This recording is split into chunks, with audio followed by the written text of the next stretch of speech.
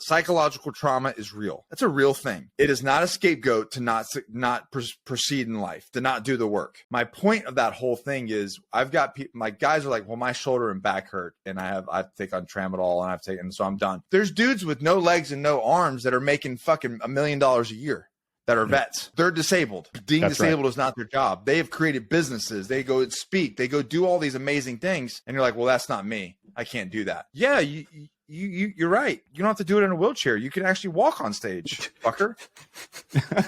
Like, here's the reason why, and I'll use that as a transition, Aaron, is when I first started helping people, because of where I was at personally, I was super empathetic. Okay. So like, because I felt it, because I felt their pain, and because I felt my own pain, I was like, they're like, oh man, I'm depressed and this sucks. I'm like, oh yeah. And, like pet their head. I'm like, oh God, it does suck, man. I'm so sorry. And, we'll get there, sort of thing.